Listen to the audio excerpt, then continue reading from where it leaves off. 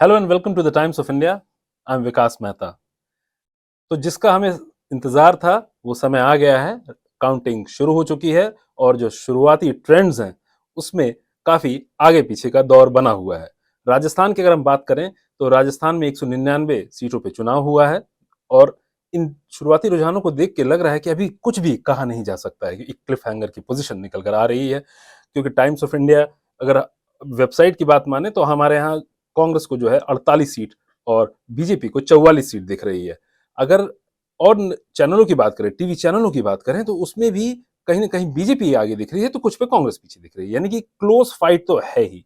और जैसा कि मैंने पहले भी कहा कि आगे आने वाले समय में ये ट्रेंड्स चेंज होते रहेंगे। तो जीत किसकी होगी ये कह पाना तो अभी मुश्किल है, लेकिन हाँ ये तो जरूर दिख रहा है कि जो एंटी इनकम्बेंसी गहलोत के खिलाफ थी वो बनती हुई दिख नहीं रही है इन शुरुआती रुझानों के अनुसार। और 7 गारंटीज तो खैर अगर ये जीतते हैं तो बूंद तो साबित होगा ही होगा। और अगर अपनी साख बचा पाए गहलोत तो एक नया पैटर्न डेजर्ट स्टेट में स्टैब्लिश कर देंगे। दूसरी तरफ अगर बीजेपी की बात कर लें तो बीजेपी डेफिनेटली गहलोत को काउंटर करने की कोशिश की है।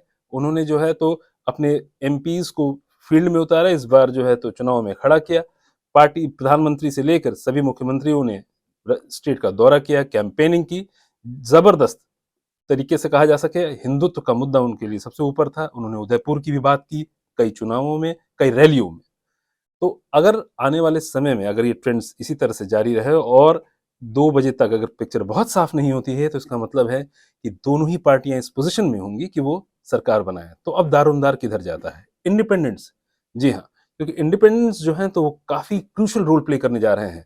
और अभी तक जो है तो 5 से 7 इंडिपेंडेंट्स ऐसे हैं जो कि अपनी बढ़त बनाए हुए हैं अर्ली ट्रेंड्स में।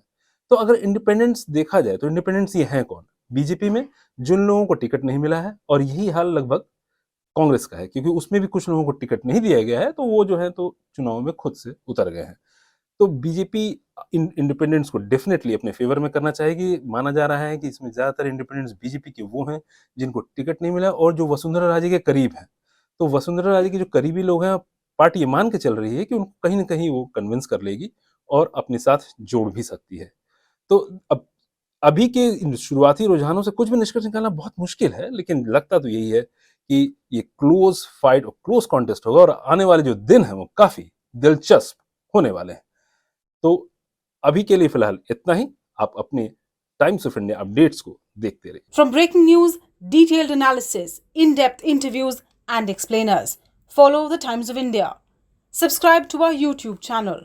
Don't forget to like our videos and hit the bell icon to stay updated with the latest.